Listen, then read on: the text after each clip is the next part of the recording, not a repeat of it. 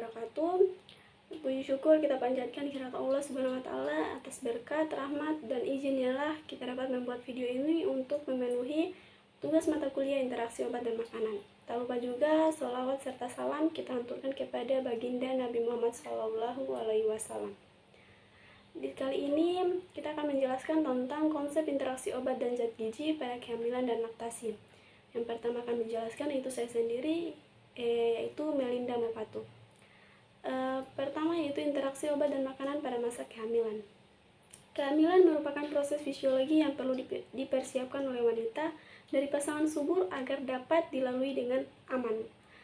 Selama masa kehamilan, ibu dan janin adalah unit fungsi yang tak terpisahkan. Kesehatan ibu hamil adalah persyaratan penting untuk fungsi optimal dan perkembangan kedua bagian unit tersebut.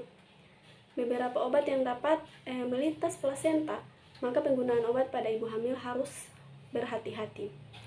Dalam plasenta, obat mengalami proses ditransformasi, mungkin sebagai upaya perlindungan dan dapat terbentuk senyawa antara reaktif yang bersifat teratogenik atau dismorfogenik. Obat-obatan teratogenik atau obat-obatan yang dapat menyebabkan terbentuknya senyawa teratogenik dapat merusak janin dalam pertumbuhan. Teratogenik. Teratologi pada manusia. Yang pertama, periode ovum, yakni sejak saat fertilisasi sampai implantasi. Yang kedua yaitu periode embrionik, yakni sejak minggu kedua sampai dengan minggu ke-8 setelah fertilisasi. Yang ketiga yaitu periode fetal atau janin, yakni setelah 8 minggu sampai dengan aterm. Periode embrionik adalah periode yang paling kritis, oleh karena saat ini sedang dalam fase pembentukan organ-organ atau organogenesis. Pada periode fetal atau janin, terutama trimester ketiga. Pengaruh antibiotik yang diberikan pada ibu hamil tidak akan mempengaruhi pembentukan organ atau malformasi atau dismorfogenik. Yang ketiga yaitu kerja obat teratogenik. Pertama, obat dapat bekerja langsung pada jaringan ibu dan juga secara tidak langsung mempengaruhi jaringan janin. Yang kedua, obat mungkin juga mengganggu aliran oksigen atau nutrisi lewat plasenta sehingga mempengaruhi jaringan janin. Yang ketiga, obat juga dapat bekerja langsung pada proses perkembangan jaringan janin, atau misalnya vitamin A atau retinol yang memperlihatkan perubahan pada jaringan normal. Darfat vitamin A atau isotretinoin atau etretinat adalah teratogenik yang potensial. Selanjutnya yaitu interaksi obat dengan zat gizi. Selain resiko teratogenik dari pemberian obat selama kehamilan, interaksi obat dan makanan dapat berkontribusi untuk hasil yang merugikan untuk ibu dan janin. Adanya hubungan antara ibu dan janin, gizi yang cukup dan pemberian obat memiliki dampak yang sangat signifikan terhadap hasil kehamilan. Namun, efek dari rendahnya asupan zat gizi mikro tertentu tidak selalu tepat. Ketika obat yang diberikan untuk wanita hamil, resikonya pada zat tertentu dapat mengakibatkan defisiensi pada wanita, di mana bisa memberikan efek teratogenik pada janin. Kegagalan interaksi obat dan makanan dapat mempengaruhi ibu dan janin pada kegagalan pengobatan, toksisitas atau reaksi yang merugikan dan mengancam jiwa, mengancam ibu hamil tersebut dan juga janinnya. Itu materi dari saya. Selanjutnya akan dijelaskan oleh Nur Afni Baba. Baiklah, saya akan melanjutkan pemaparan materi dari saudari Melinda Mopatu. Pertimbangan gizi selama kehamilan. Kehamilan meningkatkan kebutuhan energi sehari-hari dengan 300 kcal pada trimester 2 dan trimester 3. Konsumsi makronutrien meliputi karbohidrat, protein, dan lemak mengalami peningkatan.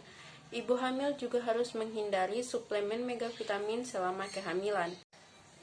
Pertimbangan zat gizi asam folat. Suplementasi asam folat mengurangi resiko cacat janin. Suplementasi 0,4 mg per hari dianjurkan sebelum konsepsi sampai trimester pertama. Dosis lebih tinggi secara signifikan yang direkomendasikan untuk pasien yang memiliki kehamilan beresiko, bayi cacat, saraf, dan wanita yang mengkonsumsi obat anti epilepsi Direkomendasikan sebanyak 4-5 mg per hari. Pertimbangan gizi khusus zat besi. Kekurangan selama trimester pertama dapat mengakibatkan insiden yang lebih tinggi, yaitu berat bayi lahir rendah. Dalam trimester 3, ibu mungkin tidak dapat menghindari pendarahan selama persalinan dan lebih rentan terhadap infeksi. Suatu RDA zat besi rata-rata wanita dewasa itu 18 mg per hari. Interaksi obat dan makanan pada masa menyusui. Sejalan dengan arus modernisasi juga diperkenalkan berbagai bahan baru dan menarik, misalnya obat-obatan yang mana tanpa terkecuali termasuk ibu hamil yang sedang menyusui. Tidak menghindarkan diri dari penggunaan obat ini, penggunaan atau pemberian obat pada masa menyusui memungkinkan resiko yang ditimbulkan pada bayi oleh obat yang terdapat dalam air susu ibu. Ekskresi obat ke dalam ASI. Ada 4 mekanisme penting obat dapat sampai ke dalam ASI. Yang pertama yaitu difusi pasif, berlangsung berdasarkan perbedaan konsentrasi pada kedua sisi barier, berupa cairan atau lemak.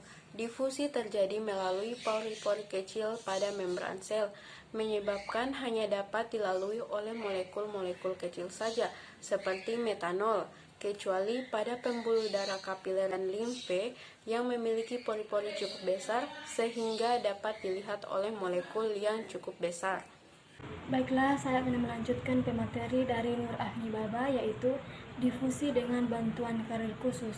Yang bertindak sebagai karir adalah enzim-enzim atau protein tertentu terjadi melalui perbedaan konsentrasi yang sama pada kedua sisi barier. Lebih menentukan perbedaan aktivitas kimia suatu bahan pada sisi barier. Bahan yang berdifusi dengan cairan ini umumnya mudah larut dalam air, tetapi terlalu besar untuk melalui pori-pori dari membran.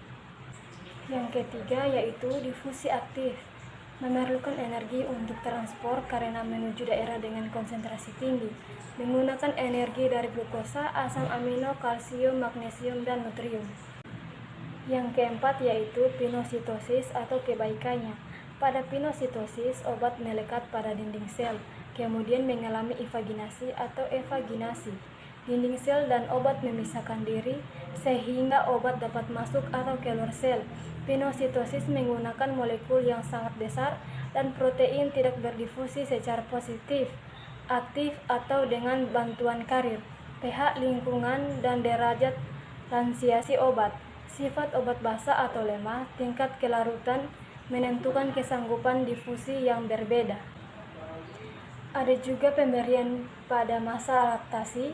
Secara umum, sebagian besar obat dapat disekresikan melalui air susu ibu, tetapi yang diterima bayi hanyalah dalam jumlah kecil. Walaupun demikian, obat yang diberikan kepada ibu hendaknya dipilih yang relatif aman serta diberikan paling lambat 30-60 menit setelah menyusui atau 3-4 jam sebelum ibu menyusui yang berikutnya agar diperoleh ekskresi dalam air susu yang rendah.